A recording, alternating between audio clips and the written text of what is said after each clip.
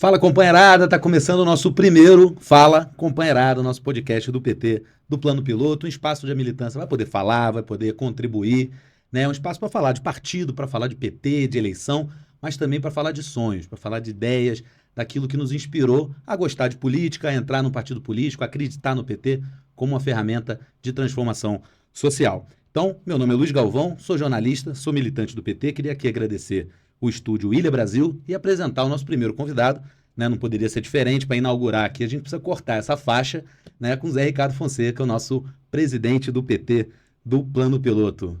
Zé Ricardo, boa tarde. A gente está gravando aqui, quem for assistir vai ver em qualquer momento do dia, mas a gente está gravando aqui numa tarde de Brasília, uma tarde chuvosa de Brasília, né, onde o governo Ibanez Rocha aí contribuiu para um engarrafamento maior do que a gente esperava. A gente vai falar um pouquinho disso aqui. Mas para cortar essa faixa com o Zé Ricardo, pedir a primeira intervenção dele aqui, queria perguntar para ele, Zé, quando que a mosca vermelha te picou? Quando é que você começou, o primeiro insight? Eu sei que você tem uma trajetória familiar aí ligada à política, mas quando que ela te picou? Quando que você começou a pensar na injustiça social, criar uma consciência política e pensar sobre política? Bom, Luiz, primeiro, muito bom a gente estar começando esse projeto de ter um podcast onde a gente possa produzir reflexões, né, sobre a política, mas sobre a vida, né, sobre os sonhos, como você falou. E agradecer também a companheirada aqui do Ilha Brasil, que está dando essa força para a gente com o podcast.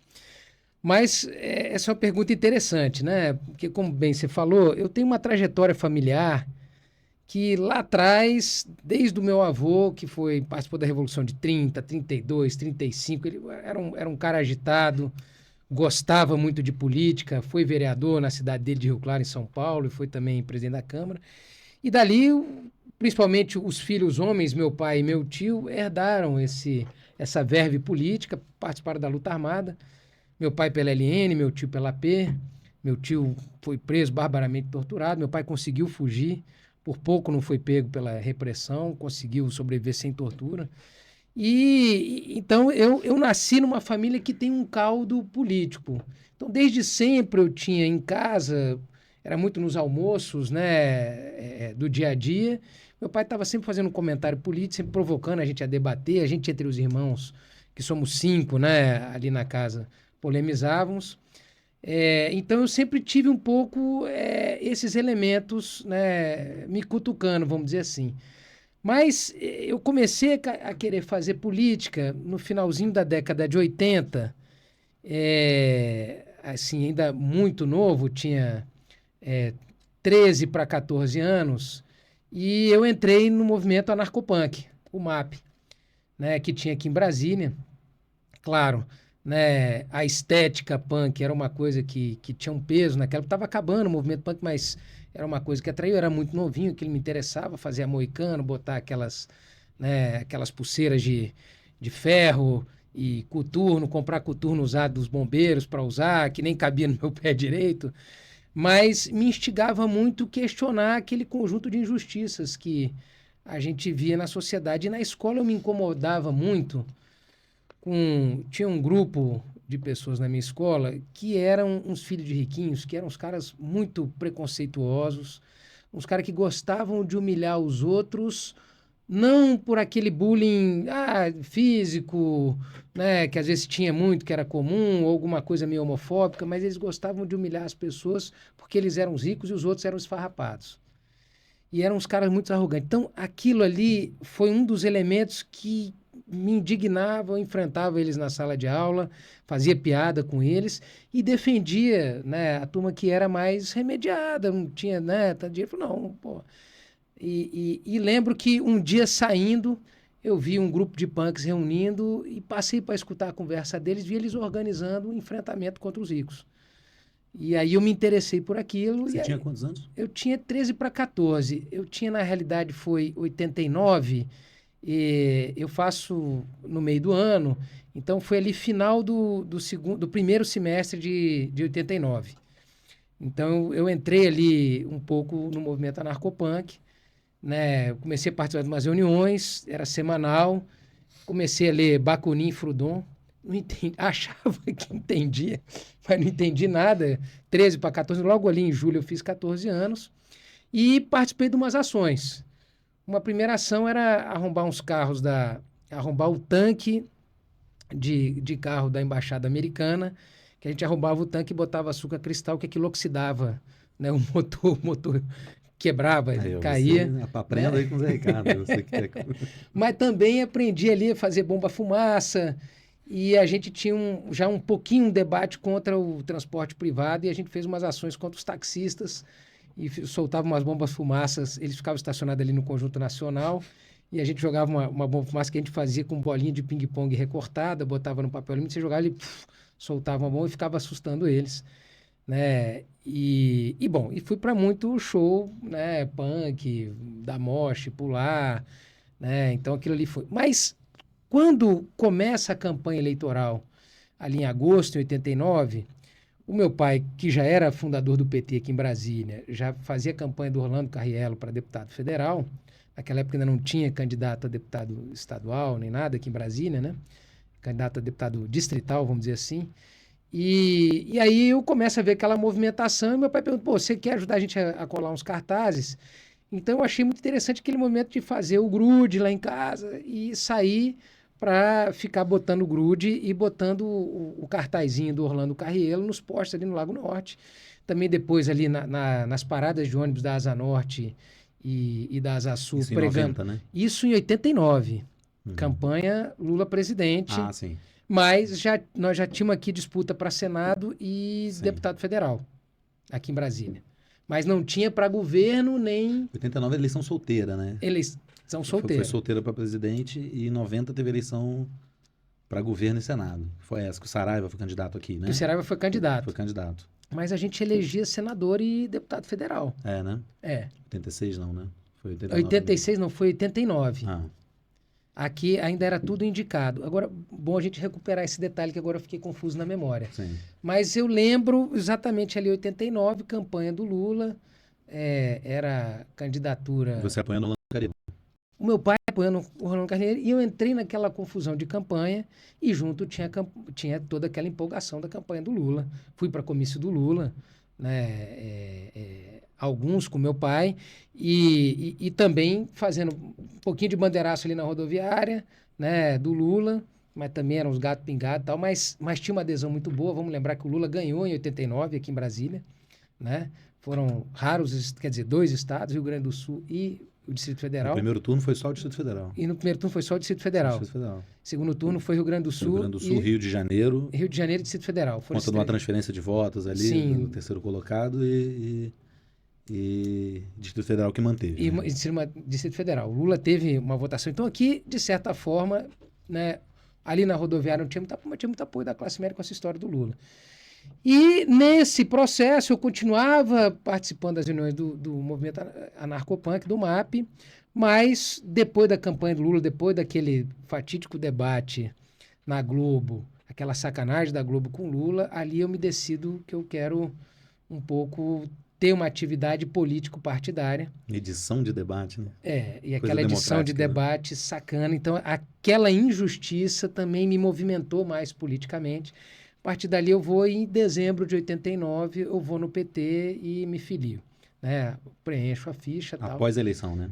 Após a eleição. O segundo turno foi em dezembro, né? O segundo turno... Eu lembro da minha família cantar, antes, que cantava eu acho que foi até novembro, não? Né? Não, eu lembro que minha família cantava que ficava no Beirute cantando todo o povo brasileiro tem um ideal, ver o Lula presidente antes do Natal.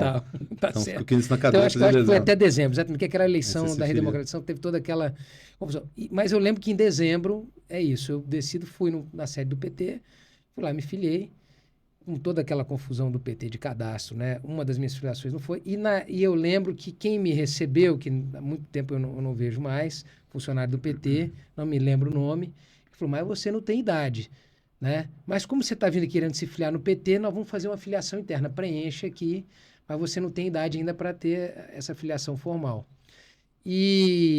Mas eu lembro eu indo sozinho, pegando ônibus na W3, desço ali, já fiz isso no Conic e tal, fui lá sozinho, voluntariamente, fui lá no PT.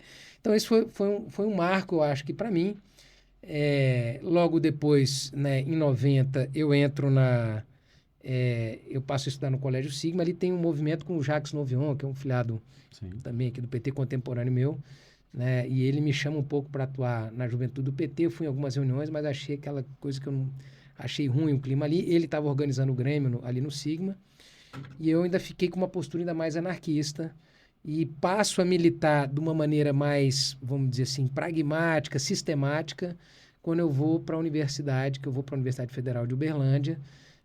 E ali fui em 94, mas já era também segunda campanha do Lula em 94, eu já entro no Comitê Pró-Lula, e dali eu começo a me relacionar com a turma do movimento estudantil, e eu começo a ser um militante mesmo, vamos dizer assim, sistemático, né, do movimento estudantil, e aquilo ali se combina com o PT. Você foi diretor da Uni? Fui diretor da Uni, porque daí eu tenho uma trajetória grande no movimento estudantil, fui tanto Aquele congresso que recebeu o Fidel Castro em Isso, Belo Horizonte, você em tava. Belo Horizonte eu estava, em 97, aquela fala longa do Fidel, que já tá todo mundo, a gente assistiu já deitado na quadra, assim, já deitado nas Já sabia bochechas, que viria. assistindo, ele falando. Dificílimo entender a fala dele, porque o som reverberava, tinha aquele eco, e ele falando em espanhol. Então foi muito difícil, mas foi um ato simbólico. Fidel falando no Congresso da Uni, foi, né? E eu tive uma trajetória importante ali no movimento estudantil e acabei indo participando da Uni, mas fui diretor da Uni mesmo de 2001 a 2003. Aí foi um momento que eu fui diretor de políticas educacionais, e que eu saio de Uberlândia, faço vestibular para fazer minha transferência, porque o processo de transferência aqui no UNB era complicado, e passo a ser estudante da UNB, já entre 2001, já começando uma greve ali. Eu viro diretor da Uni, é uma greve, 11 de setembro, pegando, a gente inclusive decidindo se né, trancava a BR com um pneu ali ou não por conta do 11 de setembro. Tem uma reunião meio assembleia que decide isso, a gente vai, leva pneu, tacamos fogo, prendemos a polícia lá. E isso durante o 11 de setembro, que era uma discussão, uma decisão nacional de ter trancamentos simultâneos em várias BRs do Brasil. Isso acontece não em todas, mas em algumas. Motivado por? Era a greve de 2001. Uhum. Era uma greve que a gente puxa contra a política do Paulo Renato. E especificamente tinha a ver, especificamente eu acho que tinha a ver também com a questão do Provão, que era uma questão, mas tinha todo um debate. E calhou de ter o atentado terrorista E calhou de ter, porque tem a greve dos professores. Então, o Andes Nacional, Fazubra puxa uma greve nacional. Uhum. Eu começo o semestre ali no UNB, o segundo semestre, eu já chego, era o terceiro dia de aula, uma coisa assim, a primeira semana, tem uma grande assembleia na UNB, uma assembleia massiva, devia ter uns 2, 3 mil estudantes ali. Dá uma movimentada aquela assembleia, e só que o movimento da UNB estava muito incipiente, batendo a cabeça, porque desde 99 não tinha DCE. E eu era um quadro experiente, eu peço para falar lá e consigo fazer um encaminhamento para vamos decidir. Cara, primeiro, se apoia ou não a greve dos professores. Isso era a primeira coisa.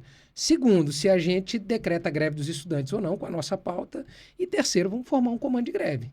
E aí eu fui ovacionado, porque eu resolvi, não vamos votar isso aqui. E aí, se vota, essas três coisas são aprovadas, eu passo a fazer parte do comando de greve. Mas naquele momento eu me apresento como estudante comum. Eu já era diretor da UNB, tinha sido eleito no Congresso em julho, mas como era muito autonomista a força ali no movimento estudantil da UNB, não tinha DCE, eu ainda não falo que eu sou diretor da Uni, para já não ser ali, porque a Uni já a esse tempo já era muito queimada, muito deslegitimada com a estudantada. Mas, a partir dali, no comando de greve, como eu era mais experiente, acaba ajudando a conduzir aquele processo. E dali a gente tem um DCE, então, enfim, tem depois de 2001, depois de 2002. O que você estava fazendo? O que você estava pensando? Eu tinha 10 anos, fui com minha família para um comício, vaiamos o Zé Alencar.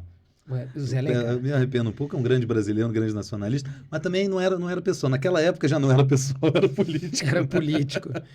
E naquele momento ali, a gente organiza um comitê pró-Lula na UNB. Né? Já estava ali começando. 2002, né? A coisa já começa já desde o início.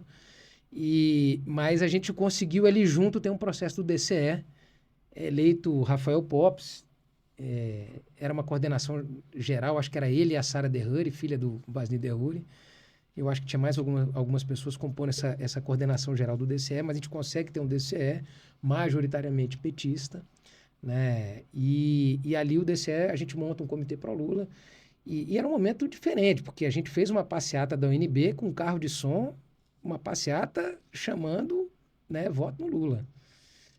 No carro de som, eu fiquei falando durante muito tempo, assim, a gente passando ali por aquela que hoje está toda interditada aqui, né, aquele miolo ali do Conjunto Nacional, a gente passando ali com o carro de som e caminhamos ali desde a da UNB pela L2, vamos passando por dentro da quadra e chegamos ali naquele central. Então, né, mas foi um momento muito empolgante.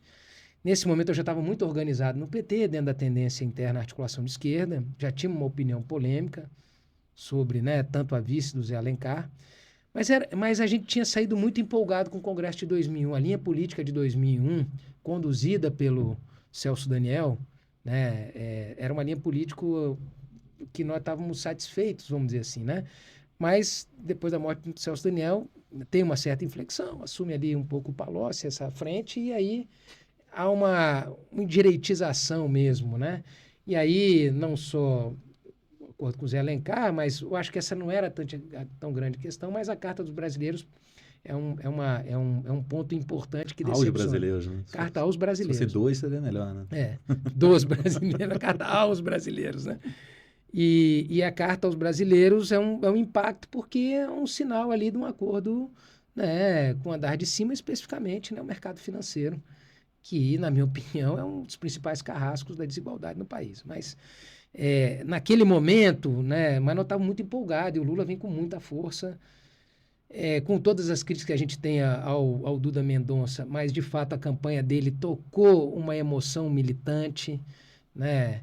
É aquele discurso que hoje, lendo hoje, era um discurso extremamente liberal e individualista do João, que no final ele fecha, né? Luiz Inácio Lula da Silva, mas era um discurso, isso, da vitória pessoal. Para mim, as mulheres grávidas com Chico Buarque, Esse foi também... o Bolero de Ravel. O Bolero de Ravel, aquilo ali foi muito impactante, aquilo ali foi, né, muito marcante.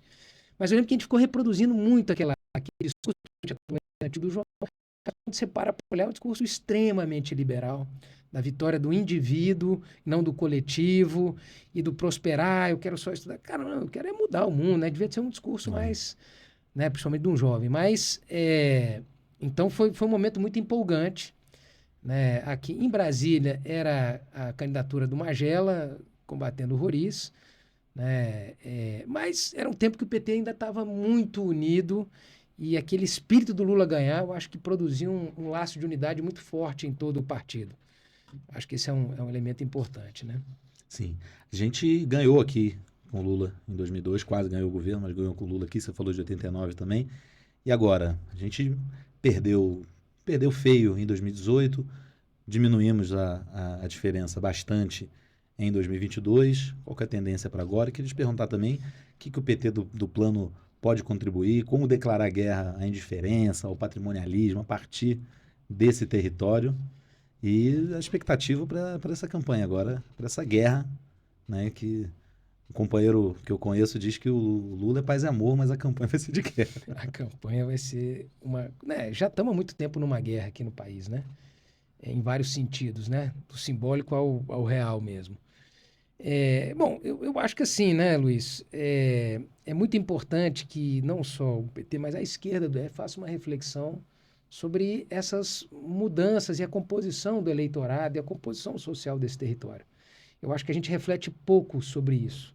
Muitas vezes eu vejo o PT e o mesmo conjunto da esquerda no DF importando avaliações e compreensões, né, para um território que tem muitas singularidades, não só por ser uma cidade administrativa, pelo peso do Estado e do funcionalismo público aqui, e pela própria forma como ele foi constituído, a própria base econômica, que era uma economia frágil, basicamente rural, e esses pequenos proprietários ascenderam muito, depois mesclada com uma grana que sobrava dos funcionários públicos que vieram para cá, ganhavam muito bem, que acabaram se tornando empresários da cidade, filhos deles viraram empreiteiros aqui. Então, essa composição social e econômica é muito importante da gente entender, porque ela explica muito do movimento, seja da ascensão e força do PT aqui no Distrito Federal, que foi grande de 89, na minha opinião, até 2006, que é um marco, vamos dizer assim, que é quando a gente pode medir eleitoralmente, né? Porque em 2006 é quando o PT, pela primeira vez, não vai para não tem segundo turno, o Arruda ganha de primeira,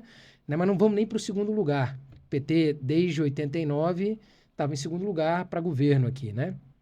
E nesse momento, o Lula também perde muita força aqui. E em 2006, eu acho que é o primeiro momento que o Lula não ganha, né? Sim. A explicação mais comum que todo mundo tem são sempre duas coisas. A crise do mensalão, que impactou no moralismo de classe média do funcionalismo público, né? E um segundo impacto é a própria reforma da Previdência, que também impacta muito aqui. Então, esses são tidos dois elementos. Mas eu acho que a análise que a gente tem que fazer sobre a força da esquerda ou também a força da direita aqui no DF, é importante a gente olhar muito para essa composição, né, interna. Eu acho que tem sempre três elementos para poder entender um pouco essa questão da direita. Essa é um pouco a minha tese, né?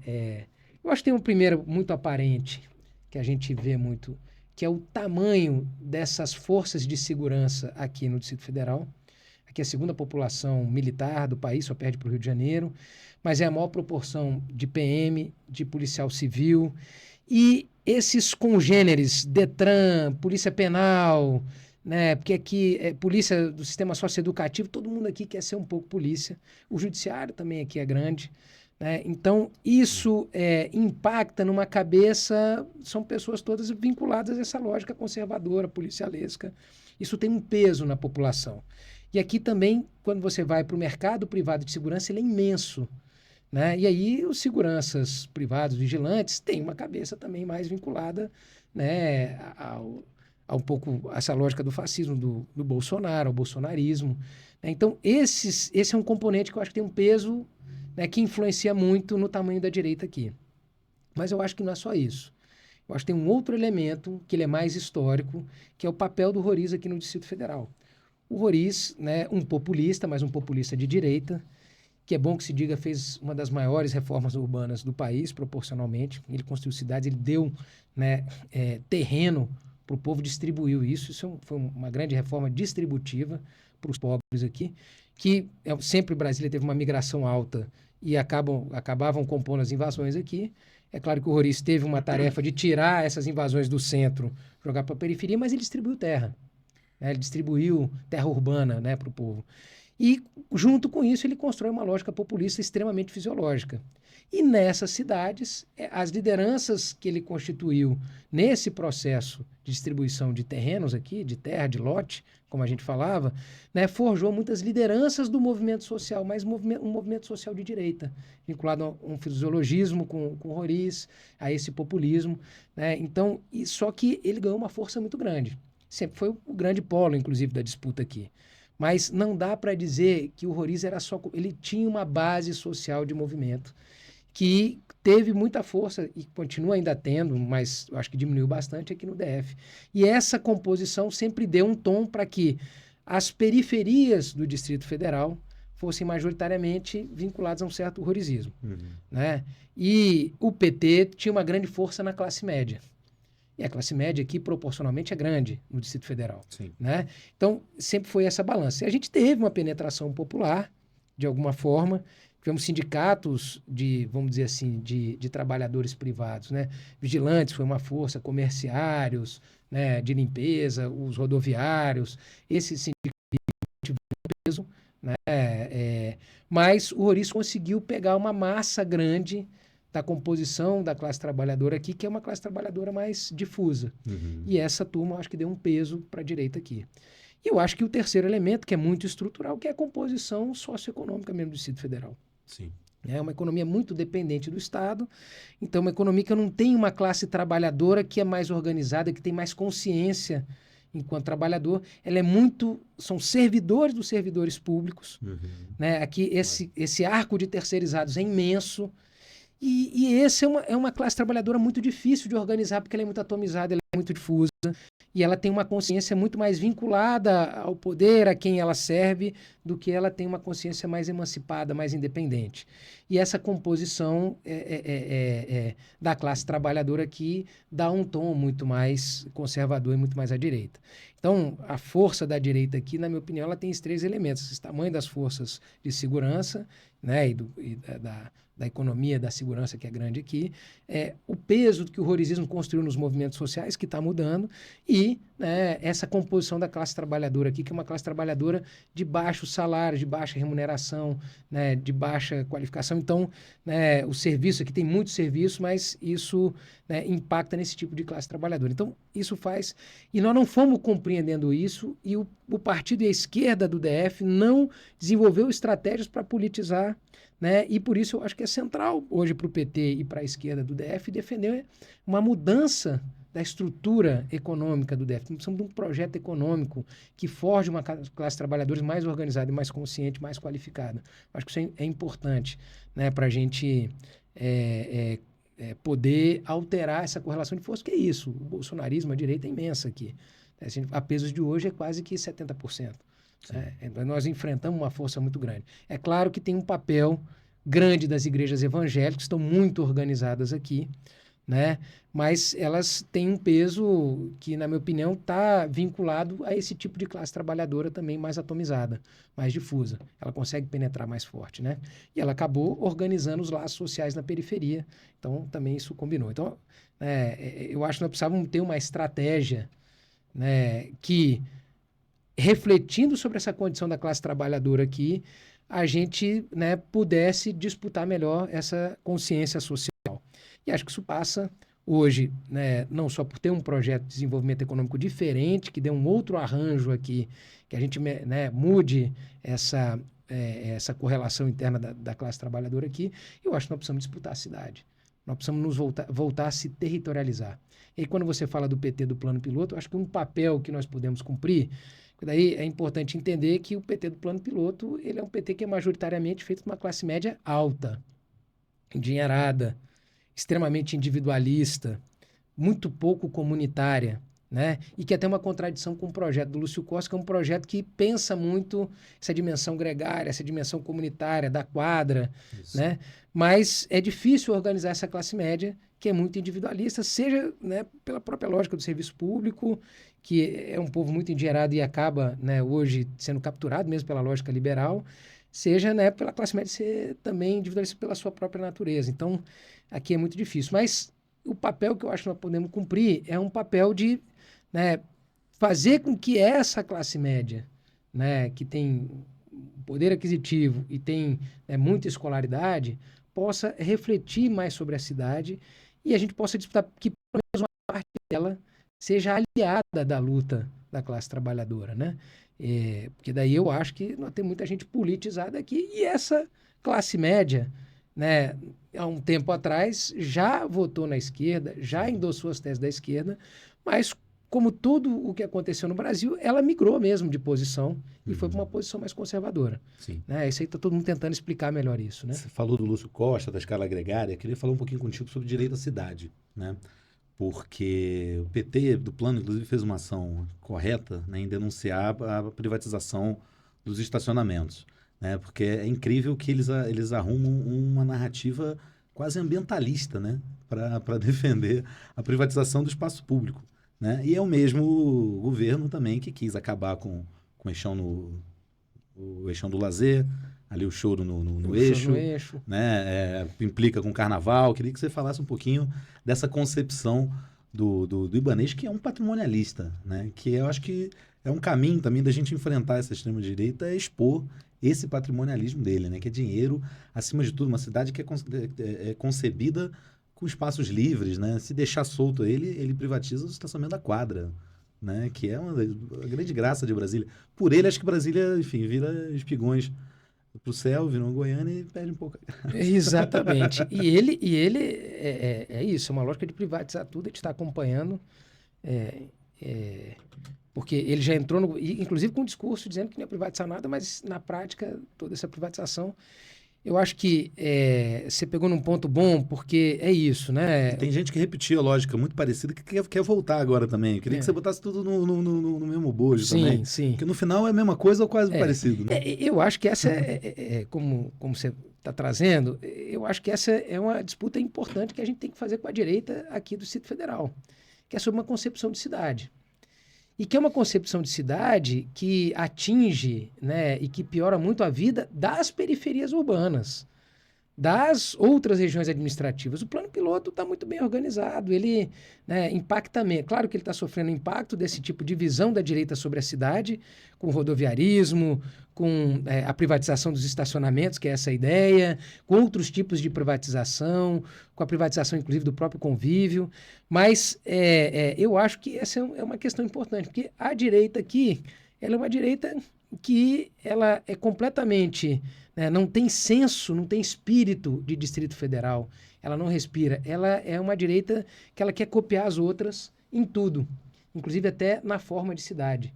E nós temos uma cidade que é revolucionária na sua forma de organizar e nós devíamos estar expandindo, né, essa ideia de uma cidade mais gregária, mais de convivência social, mais arborizada para toda a periferia urbana. Era isso que nós devíamos estar disputando. É um racismo ambiental. É um racismo ambiental. E, inclusive, se a gente tivesse mudando o urbanismo, a arquitetura dessas periferias, a gente estava tendo mais possibilidade de organizar essas pessoas na cidade.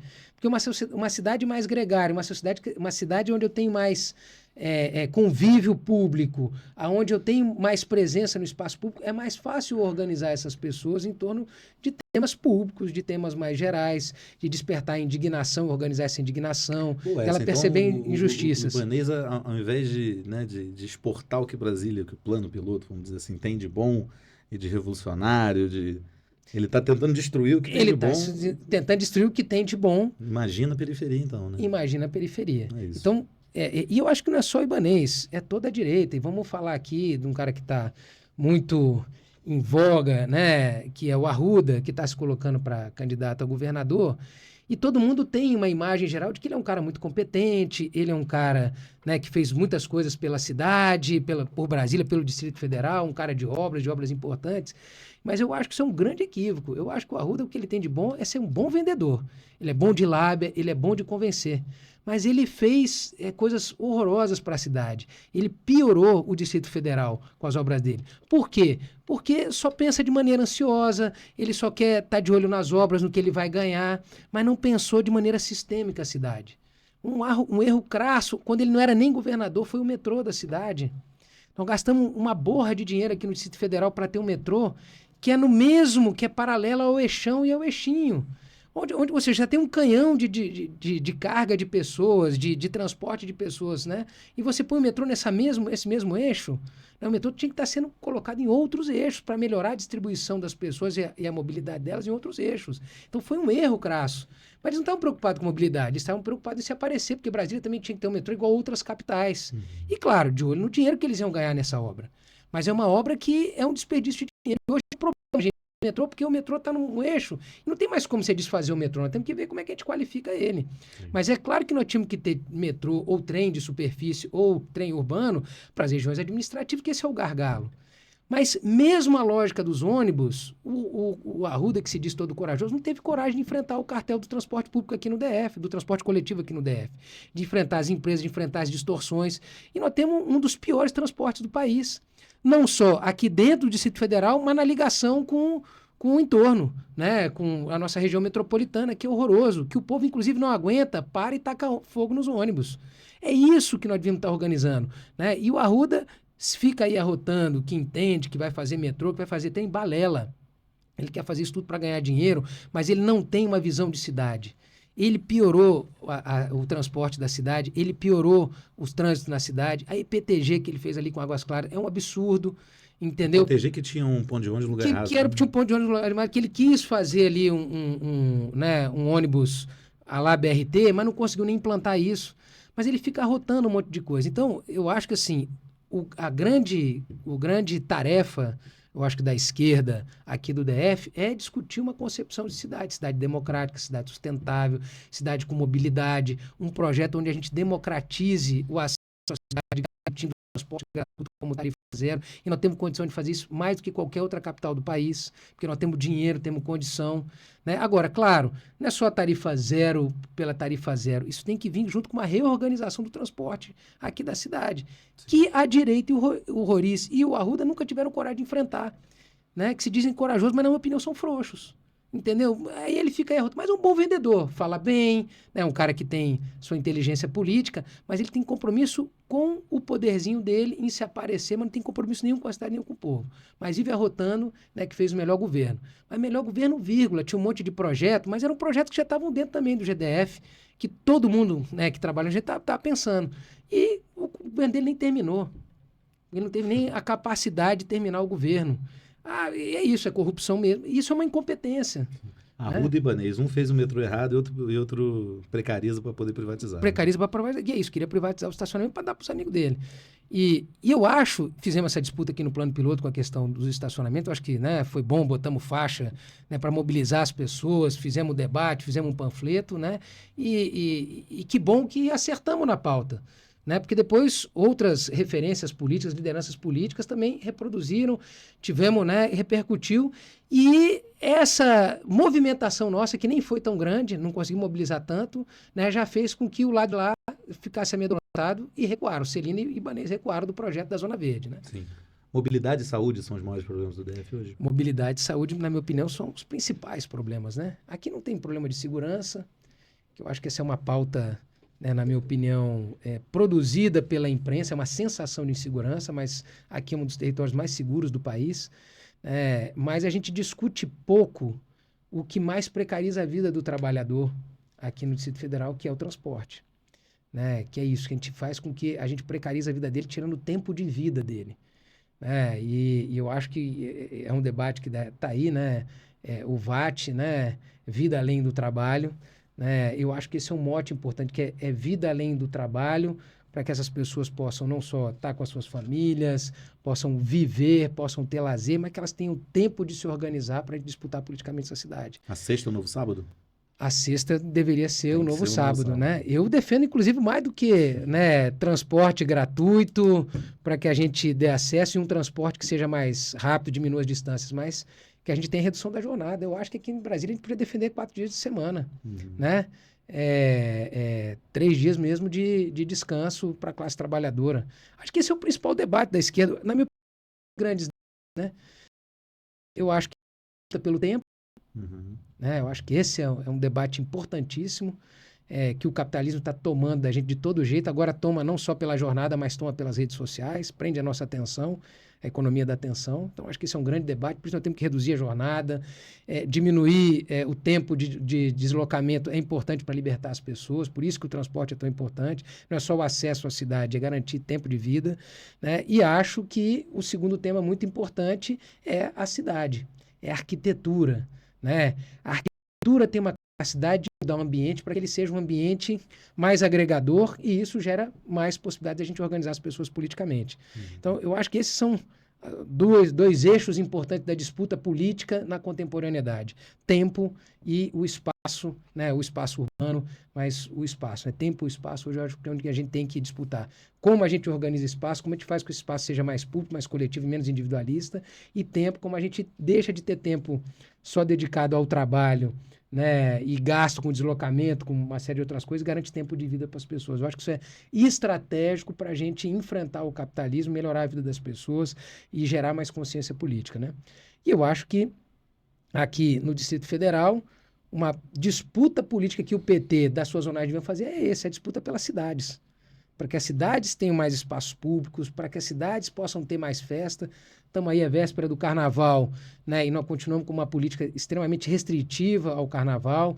Os blocos não podem desfilar mais na rua, só nos lugares que eles determinam, porque isso causa perturbação da ordem. Mas como assim? O carnaval é a principal festa do país, que a gente exporta, gera uma economia, né? É um feriado. Como assim isso perturba a ordem? Isso é um motivo de orgulho da população, né? Mas a direita aqui do Distrito Federal é isso, eles querem restringir mesmo. Eles querem restringir que as pessoas se encontrem, porque isso, né, produz organização e manifestação que tem capacidade de gerar consciência crítica e a gente poder, né, mudar esse governo que está aí ou, né, começar a derrotar essa direita no dia a dia. Então, eu acho que esses são elementos importantes. E eu acho que, para comentar aqui, para fechar um pouco esse comentário, na minha opinião, o Partido dos Trabalhadores ele tem que se apropriar do debate de cidade. Nós temos que fazer política no cotidiano, né, na cidade, e é o que eu pretendo fazer aqui no PT do Plano Piloto. Acho que, para além dessa disputa do estacionamento, que eu acho que nós vencemos, a nossa pequena mobilização, né, produziu uma derrota, eu acho que nós temos que produzir feiras, né, feiras públicas onde as pessoas se encontram, onde a gente ali articula as pessoas, onde a gente pode fazer eventos. Nós temos que tirar as pessoas das telas e dos apartamentos, né? E eu acho que o PT em todo o Distrito Federal, nas suas zonais, devia estar fazendo isso, promovendo feiras, onde a gente tem uma barraca do PT, onde as pessoas possam ver o PT, mas onde o PT possa fazer atividades, onde o PT possa conversar com as pessoas, né? E a partir daí a gente vai produzindo organização política. Eu acho que, né, eu pretendo que seja um dos desafios que a gente consiga implementar esse ano, claro. Tem as eleições, precisamos aumentar a votação do Lula aqui no Distrito Federal, né? Precisamos, né, convencer, né, essa população de que quem tem feito diferença aqui no Distrito Federal tem sido o Lula, né? E não o Ibanez. O Ibanez se aproveita do que o governo federal faz aqui, porque ao contrário, o Ibanez está quebrando o Distrito Federal, vai quebrar agora, vai ter que botar 5 bilhões no BRB para não liquidar o banco que é um patrimônio da população, que podia estar sendo um banco de fomento, desenvolvimento econômico, né? E está servindo a isso. E ele está quebrando, inclusive, com a incompetência dele na gestão.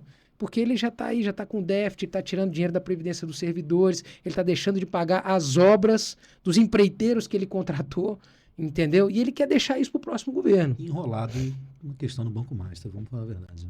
Enroladíssimo, porque ganharam muito dinheiro, né? Estava conversando mais cedo com um financista, né, um cara entendido dessa questão, ele falou, olha, com o que a gente olha do BRB, o tanto de dinheiro que ele arrecada, os ativos que ele tem, as carteiras que ele tem, ele era um banco que tá dando muito lucro. Ele só está quebrado desse jeito porque os caras roubaram muito. Eles roubaram demais, né? E é isso, né? Estamos aí vivendo um problema, tendo que salvar esse banco, porque é importante salvar ele, porque ele é importante para o povo de Brasília. Acho que esse que é um legado, né? Não vamos salvar para poder limpar os maus feitos, a corrupção, né, a apropriação que esses caras fizeram do banco. Mas vamos salvar ele para o povo. É um banco que emprega muita gente, é um banco que fomenta o desenvolvimento, não serve para comprar banco falido, né? Exatamente. Pois é, falando aqui, você falou 2 temas, fim da escala 6x1 e tarifa zero, prometem ser temas da campanha do presidente Lula nacionalmente. Discussão, inclusive, na Câmara dos Deputados, na troca de liderança pelo novo líder Pedro Kizari, falou essa questão da tarifa zero como uma das bandeiras fortes. Como que você imagina que vai ser a campanha nacionalmente? Que bandeiras o governo, o eventual, provável, possível e que vai acontecer, o Lula 4, pode encampar? E o cenário aqui no Distrito Federal, né? Lembrando que esse ano aqui no PT a gente tem congresso, né? E daqui a alguns dias, o aniversário de 46 anos do PT. Queria que você fizesse uma reflexão sobre o PT, sobre os desafios que temos agora. Eu sei que você é uma pessoa que não pensa de forma eleitoralista, mas é um pouco que está na ordem do dia. Sim, sim. Não, você fez um comentário que eu acho importante. Você vê como o Lula se mantém à esquerda, né? Está à esquerda do governo, à esquerda do PT e à esquerda da esquerda, né? Porque ele está apontando a pauta que eu acho que é a pauta contemporânea. A disputa sobre a mobilidade urbana, que te garante acesso à cidade, democratiza as cidades, e a disputa pelo tempo de vida, né? Que é o que mobiliza um conjunto imenso de pessoas que estão indo para o mercado de trabalho. Elas estão pensando muitas vezes em ser Uber ou entregador pela flexibilidade do tempo. Ele tem um mínimo de controle pelo tempo. Claro que ele tem consciência que ele vai ser explorado, mas ele prefere ser explorado tendo um pouquinho de possibilidade de poder governar o tempo dele, né? Que é o que vários Ubers que a gente vai conversando, eu falo, não, a minha vantagem é o seguinte, eu posso pelo menos tirar um dia, eu trabalho realmente 7 por 0, na maioria dos casos, ou 6 por 1, mas eu tenho a possibilidade de pelo menos escolher um dia para quarta-feira, aniversário da minha filha, eu vou passar esse aniversário com a minha filha, eu consigo interromper, ir lá e depois eu volto para o trabalho. Para você ver como a dimensão do tempo, né, tem uma importância grande para a classe trabalhadora, o impacto que ela tem na exploração. Então, esse é um grave problema da esquerda no mundo, né? Eu acho que nós deixamos de nos conectar com as necessidades objetivas da maioria da população, da classe trabalhadora. E eu acho que esse é o grande desafio, a gente se reconectar com isso. Acho que a reconexão que a gente falou na campanha passada, reconexão com a periferia, na minha opinião, passa por isso, pela disputa do tempo e pela disputa do transporte urbano, da mobilidade. E eu acho que esse é um grande acerto, né? Eu só acho que temos que agregar mais um elemento que não é tão palatável, vamos dizer assim, para o debate mais popular, mas que é muito importante, que é a industrialização do país.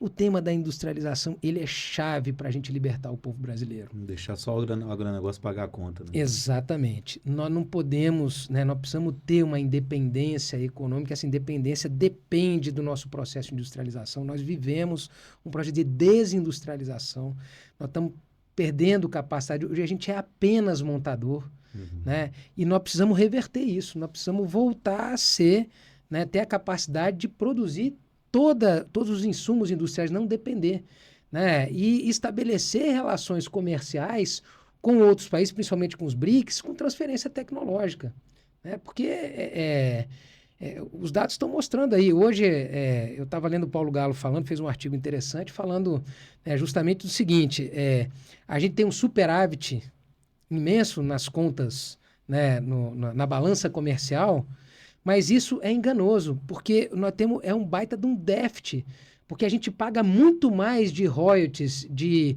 licença para utilizar os insumos, porque tudo que nós fazemos aqui a gente tem que importar. Eu tenho que importar as máquinas, eu tenho que importar os engenheiros que operam essas máquinas, eu tenho que importar a tecnologia de produção, tudo isso custa muito mais caro do que a gente exporta. Então, quando a gente desce, né, e ele vai dissecando no artigo dele os detalhes das nossas contas públicas, a gente vai vendo que a gente, ao contrário, a gente está pagando muito, né? E isso daqui a pouco ali na frente vai estourar. Então, eu acho que, para além do tarifa zero, né, da redução da jornada, que eu não acho que é 6 por 1, eu acho que nós devíamos estar defendendo 4 por 3.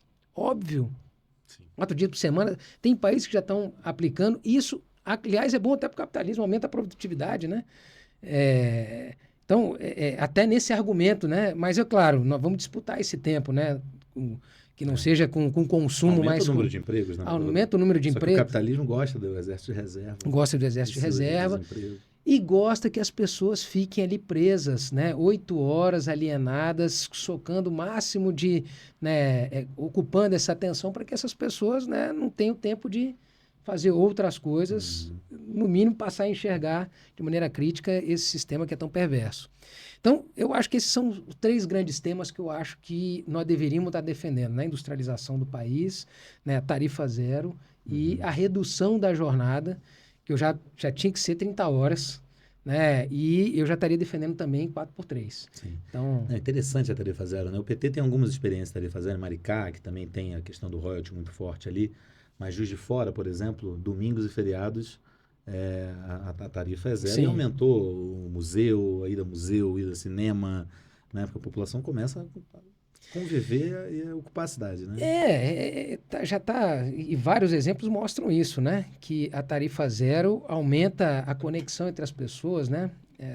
Pode visitar o filho, pode ir mais no clube. Brasília tem condição de fazer tarifa zero todos os dias da semana? Todos os dias da semana, tarifa zero. Eu acho que tem 3 elementos de tarifa zero. O primeiro é a condição de fazer a tarifa zero do jeito que está o sistema de transporte hoje. Sim. Né? Agora, o ideal era a gente racionalizar as linhas. Não tem sentido eu ter... A última conta que eu tinha lá, você tem mais de 40 linhas na W3 que fazem o mesmo deslocamento. Então, tem uma linguagem técnica, né? Mas a gente precisaria aqui implantar em Brasília um modal, né, tronco alimentador, onde eu tenho estações que funcionam um pouco como o metrô, estações de baldeação, né? Isso eu faço com que eu diminua a quantidade de linhas, eu racionalizo essas linhas. Na medida que eu racionalizo as linhas, eu barateio o meu custo de operação. Sim. Isso facilita ainda mais eu implantar tarifa zero. Mas quero dizer que é o seguinte, Hoje, do jeito que está, a gente já teria condição de pagar a tarifa zero. O Ibanez, que ele está pagando para as empresas de ônibus, já daria para a gente pagar isso. Eles não fazem a tarifa ampla porque tem uma disputa mesmo. Isso aí seria ampliar o acesso à cidade, seria deixar os pobres circularem mais aqui. Então tem um viés elitista, né? Importante você falar isso, que encoraja o nosso povo a lutar contra... Porque vão dizer que é caro, vão dizer que vai quebrar o país. É o argumento dos tecnocratas. Não vai quebrar. 13º ia quebrar o país, o salário mínimo ia quebrar o Boa. país. Fim da 6 por 1 não vai quebrar o país. Vai quebrar o país, deles, né? exatamente. A tarifa zero também. Tarifa zero não vai dar conta. Não, vai dar para pagar. Inclusive é mais justo. É. Porque é o seguinte, hoje, quem anda de ônibus paga 2 vezes. Ele paga os impostos que financiam o asfalto e o subsídio ao carro. Sim. Né? Porque o asfalto, que quem usa majoritariamente são os carros e o transporte de carga que faz com que a gente tenha que recapear, não é o ônibus que precariza o asfalto. O cara paga a passagem, ele paga esse asfalto para os carros, né? Porque o IPVA não dá conta de pagar isso. Sim. E, né, além disso, nós temos que pensar que é o seguinte, né? Os próprios empresários de ônibus hoje estão querendo a tarifa zero. Mas aí está um debate importante sobre modelo de tarifa zero. Porque nós não podemos fazer o modelo de pagar por passageiro. Que, aliás, eu aprendi com o PAIC, do Movimento Passe Livre, que é a mesma lógica do tráfico negreiro. Né? Que os portugueses, né, ou os empresários que traficavam negros na África, queriam encher o máximo aquele navio de gente, deixava muitas pessoas morriam naquele transporte, de tão lotado que estava, para ganhar o máximo de gente naquele, né, de lucro no transporte. E hoje o que acontece no transporte é a mesma coisa. E a maioria de quem anda em transporte é negro, é racializado mesmo, lotam o máximo o ônibus, aquela coisa entulhada, entupida, precariza, né, as pessoas sufocadas ali, perdem o ônibus, às vezes não conseguem entrar no ônibus, porque a lógica é para o passageiro, que o empresário vai querer botar o máximo de gente no ônibus para diminuir o custo dele. Então, nós temos que lutar por tarifa zero, mas tarifa zero por quilômetro rodado. Né? Ou seja, nós vamos ofertar um transporte, né, de acordo com, eu estou pagando essa linha, eu quero que circule o ônibus desse ponto até esse ponto, né, de cada 5 minutos, e eu vou disponibilizar o serviço. Sim. Eu não vou pagar para o passageiro, vou pagar. É como se praticamente eu fretasse um ônibus. É mais justo, é mais barato, né? E até porque é o seguinte, aqui em Brasília é o seguinte, aqui em Brasília os próprios empresários pirateiam os ônibus. Então eles colocam o ônibus primeiro chegando nas paradas lotadas, que não está registrado no sistema, pego esse dinheiro, depois põe o ônibus que está registrado passando e passo a conta para o governo. Está deficitário aqui, não está enchendo tanta gente. E nós pagamos essa conta. Então, assim, é um absurdo. Então, primeiro, né, nós precisamos ter, né, um modelo que racionalize essas linhas de ônibus. Nós temos que enfrentar mesmo, né, os empresários. Precisamos mudar o modelo de pagamento, certo? E precisamos fazer isso, né? Garantir com que esse dinheiro dos trabalhadores... Quer dizer, uma outra vantagem da tarifa zero é que esse dinheiro que os trabalhadores gastariam, né, para se locomover, ele automaticamente vai vir para a economia e por baixo 30% já volta para o Estado como ICMS. Sim. E expectativa para a eleição, para a disputa eleitoral e para o PT nessa fase atual do Olha, eu acho que assim, Luiz, eu acho que a conjuntura está ficando favorável para a gente porque o papel que a direita cumpre, né, na gestão aqui no Distrito Federal, eu acho que essa está caindo a máscara desses caras, né? Estão mostrando que não só eles governam para os ricos, né? Eles pioram as condições de vida dos trabalhadores, da população, né? Eles são ainda incompetentes na gestão, né, da máquina. Então, assim, eles têm tornado a economia do DF pior. Então, assim, eles atuam, inclusive, contra os próprios interesses deles, né? Os empresários, hoje, a economia criativa está caindo, né? Os índices estão caindo pela forma como eles gestam, né? E é sempre privilegiando só alguns. Então, eu acho que está caindo a máscara da direita. Eu acho que nós temos uma possibilidade de uma virada. Aumentou muito a insatisfação, né, com o governo ibanês. E eu acho que nós temos uma possibilidade de eleger o Leandro Graz, né, que já foi testado um pouco nas urnas, né, na eleição passada. Foi bem. Foi muito bem. Quase vai ao segundo turno. Vamos lembrar que a gente perdeu muito voto, né, por conta da legenda. Né, muita gente não votou. As pessoas votavam 13, não votavam 13, e esses votos 13 acabaram sendo anulados, mas poderiam ter garantido o segundo turno. Né, mas eu acho que o Leandro teve uma atuação importante. Acho que, né, nós estamos construindo uma unidade grande da esquerda, né, do Centro Democrático aqui no DF, e essa unidade, né, ela tem que vir junto, e esse é um debate importante, com um programa arrojado. Um programa que, na minha opinião, tem que defender tarifa zero, tem que defender internet livre, tem que defender renda básica universal, né? Porque nós temos que garantir que a estabilidade não seja só para os funcionários públicos, mas para seja toda a população tem direito a ter estabilidade de vida, tem que ganhar um básico para poder viver. E isso é importante para combater a desigualdade aqui no DF, que é tão grande, né? E eu acho que eu tenho que defender pautas ousadas, arrojadas. O povo espera isso da esquerda. O povo espera que a gente seja as pessoas que colocam a dedo na ferida e proponham um horizonte mais, né, mais arrojado, mais né, disruptivo, onde a gente possa, né, nós já fomos lembrados pela população como aqueles que tinham a coragem de pegar o orçamento e ser um orçamento popular, participativo, onde todo mundo opina. Então nós temos que ter a capacidade de assumir essas pautas. E acho que isso tem um poder mobilizador, não só da base de esquerda, mas tem a capacidade de dialogar com as necessidades objetivas do povo, né? E poder produzir um sonho que a gente consegue galvanizar, que a gente consegue, né, jogar nas eleições e ter uma vitória eleitoral. É claro que o jogo ainda está muito embolado, principalmente do lado de lá. Eu acho que a esquerda já definiu, está claro, o Leandro Grais como o candidato, né, dos progressistas, mas ali com a crise do governo ibanês, o ibanês provavelmente não vem mais ao Senado, tem o Arruda se colocando, mas a extrema-direita está colocando a Damares. Ele pode não ser candidato ainda, pode não ter condições jurídicas. Pode não ter condições jurídicas, o Arruda, né, mas a Damares é um nome, então a direita está aí batendo cabeça. Claro que eles têm uma força, não podemos subestimar essa força, mas eu acho que eles estão, né, perdendo a capacidade de organizar.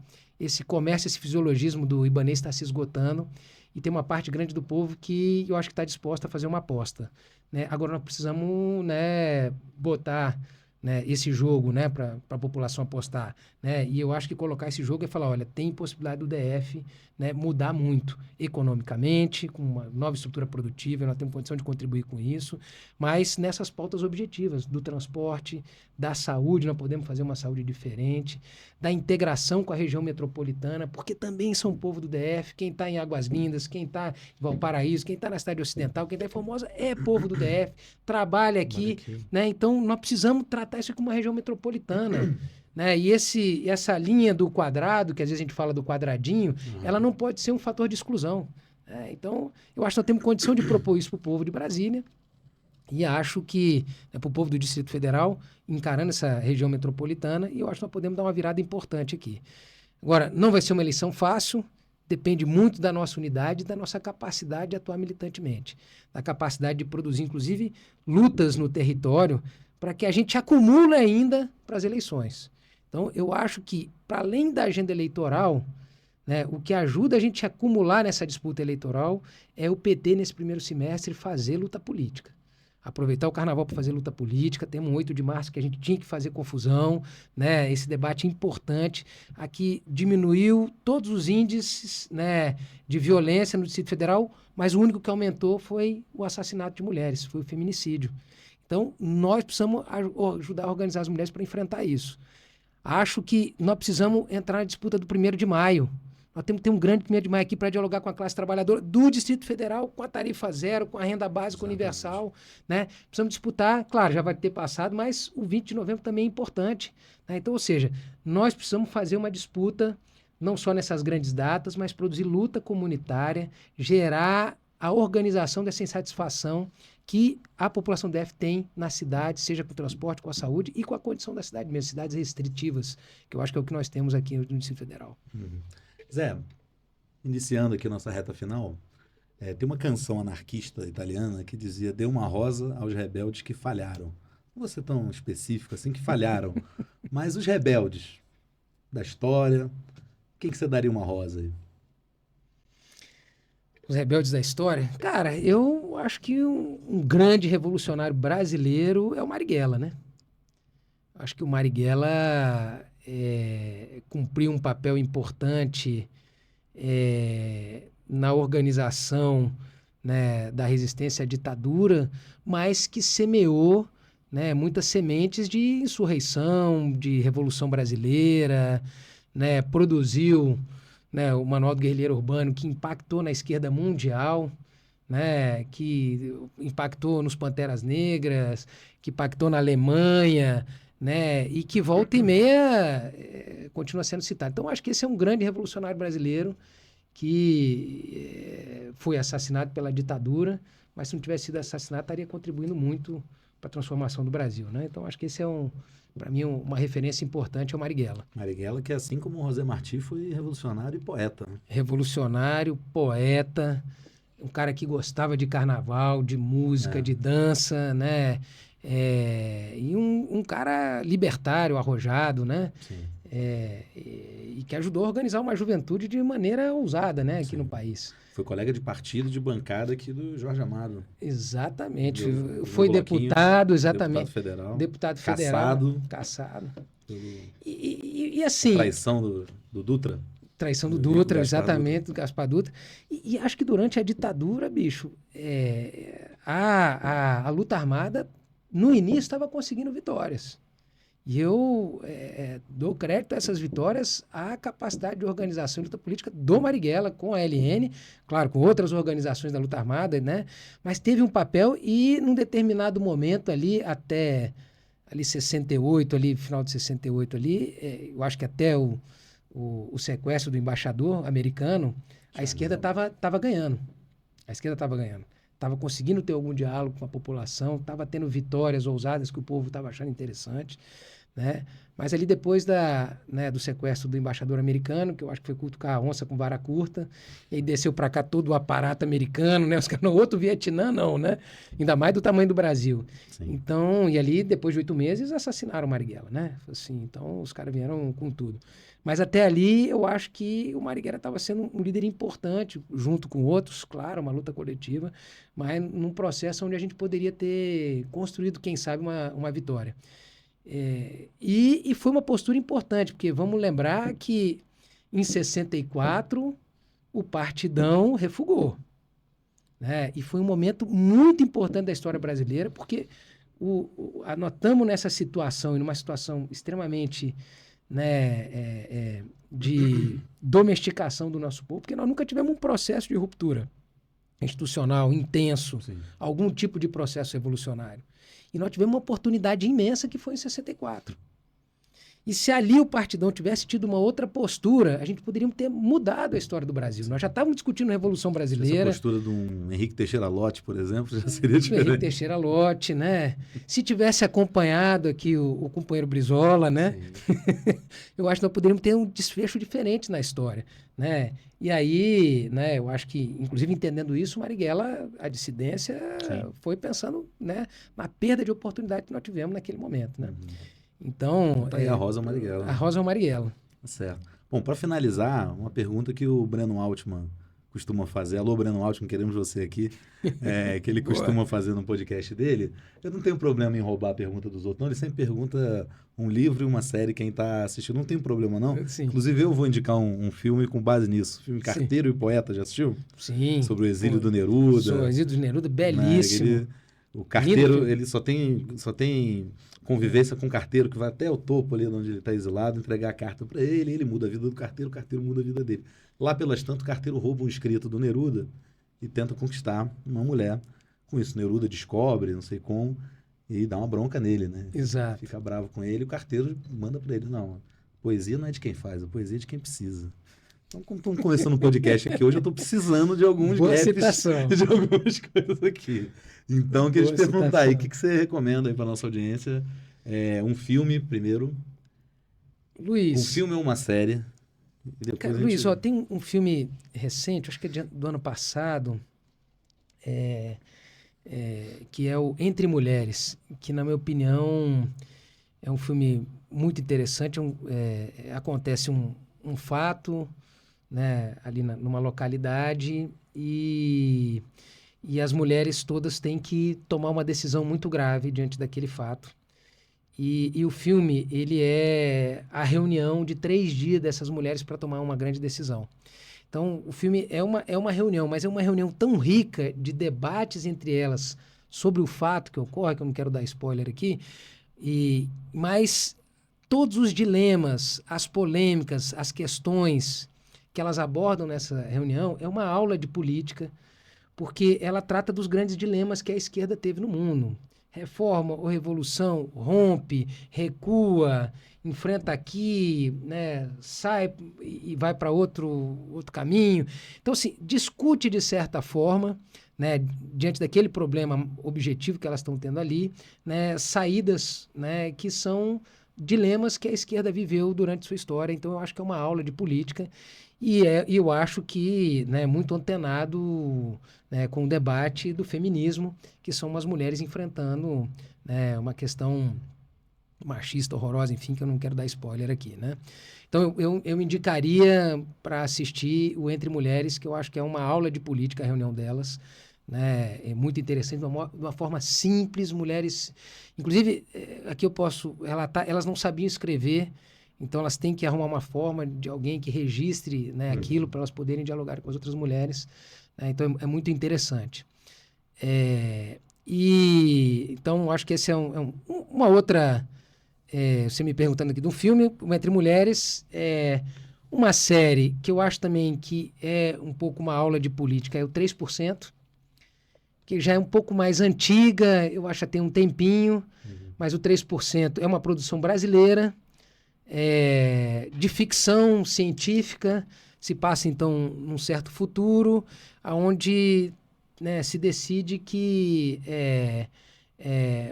só tem 3% da espécie humana que tem, né, possibilidade de contribuir. Então, eles constroem um local que é o chamado Mar Alto, e eles, todos os anos, eles fazem lá na periferia ali daquele mundo uma seleção dos 3% que vão para esse Mar Alto, que lá eles vão ter acesso a tudo, alta tecnologia, e o resto vive numa grande favelona. E essa série, que acho que são umas 3 ou 4 temporadas, eu não me recordo agora, elas vão discutindo o tempo inteiro a política.